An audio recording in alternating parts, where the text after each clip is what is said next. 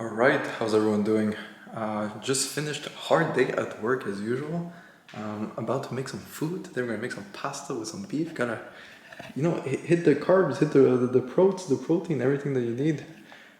Sorry for the dishes. Isn't super clean today, but basically today I wanted to make a sort of a short video going over my story. Okay, how I was able to. I essentially run a company now that makes me about $3,000 per day, and that's passively. That's without me needing to work. Let me sit you guys here. So yeah, as I was saying, I reached a point now where I basically built a company that is making me passively about $3,000 per day. I'm not saying this to brag.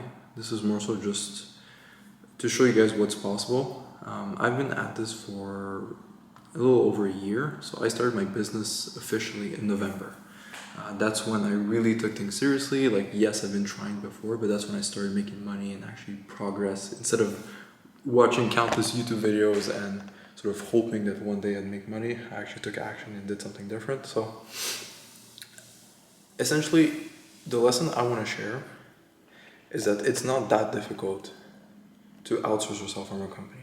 Many people believe that when you're starting a company, you're going to be drowning and always working, and it's always going to be cold calling, cold DMing, and stuff like that. And although I wouldn't consider myself fully removed from the company, I am in a point where I could take a vacation and leave for a month, and the company would still be making money. Okay, it wouldn't be the end of the world. And the way I've essentially been able to do it is fairly simple. All right, the way I've always explained it is that every business, or most business, at least in service-based like agency, SMMA, coaching, and stuff like that, there's three main parts to the company. There's acquisition, so how are you getting book meetings? How are people hearing about you? There's sales, so those people who are sort of hearing about you, how are we going to convert them into paying clients? And then the last one is fulfillment. So once someone paid, how do you actually fulfill and make sure they're happy and they get the product that you advertised, that you sold them? So once you have these three things nailed down, life is pretty smooth. Okay, it's not too complicated. All right. So the first thing most of you guys need to outsource is probably appointment setting. Okay, finding a way to get appointments. This can be done through ads, DM, cold calls, cold email. There's a bunch of ways you can do it. But that for me was the first thing that I outsourced. I hired a appointment setter, and he, not only was he setting for my company, but he also built me an appointment setting team. And ever since he's been on board, I have never done a single drop of appointment setting. And I'm at a point where it is impossible for us to not be booking multiple meetings per day. And when I say multiple, we're talking about 10, 20, 30 per day, depending on the amount of closures we have on board on the team. But appointment setting no longer is an issue for me. I wake up and I know there's appointments. It doesn't happen where, like, it's impossible for the company at this point to wake up to zero appointments. Okay, so once you have that unlimited source of appointments and you don't have to worry about it, what is the next thing you have to worry about? All right, it's sales. You have to close those deals. And that's I would say the last thing that I outsource, just because it is a bit difficult to outsource when you're essentially the face of the company. Okay, and for me at least, I was always the main closer for the company. I have previous sales experience. It's what I'm good at. It's what I enjoy doing. So for me to outsource that, it was very tricky.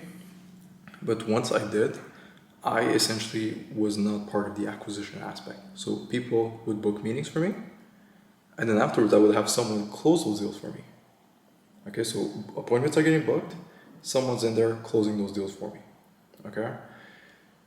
And in terms of fulfillment, we have coaches, media buyers, go high level integrators, like support people, like small positions here and there, but it's mostly going to be your media buyers, or depending on your offer, your service delivery, media buyers and success coaches. So people making sure that your clients are seeing the success that they want. Okay, and once you have these three parts, so someone who's booking meetings for your business, someone who's there closing those deals for you, and then someone who's there to take care of the clients once the deals are closed, you are no longer needed in the company. Yes, you're still going to be involved. There's still meetings. There's still things to be fixed. There's going to be problems. There's a bunch of things you're going to be taking care of your day to day. But in terms of being like an essential part in the company where like if you decide to sleep in or you take a vacation, everything stops, that is no longer going to happen. Okay? You sort of take a role where you're just learning new insights, sharing them with the company, and if it makes sense, you apply those insights, those new innovations that you can bring to the company to just jump boost the revenue. Okay, so that's what I'm doing right now. All I'm doing is I'm learning. I'm trying to understand how are other companies scaling to 500K per month, 1 million per month, and how can we replicate that with our company. I take those ideas, share them with the team, and they help me sort of confirm if it's a good move for the company or not. Okay, but in terms of actually doing something, guys, I'm making $3,000 per day, not doing anything. Okay, and this is a little over a year of work.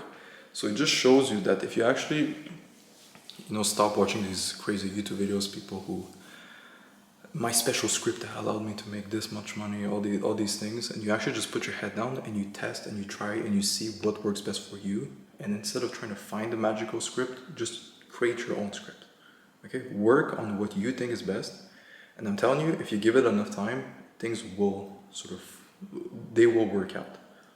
Okay, because there's so many moving pieces in business that I learned that even though you pay a mentorship 15, 20K, you still end up not really using it, and you still find out that what I was doing originally was the right move. Okay, so just trust your instincts, do what you think is best. You will fail, you will fall on your face, it is normal, it's part of the process. But the good thing about failing is that now you're understanding what doesn't work. So if you tried something and for whatever reason it doesn't work, now you know what doesn't work. So now you can focus on the things that you can sort of explore that might be a possibility, that might work for your company. Okay?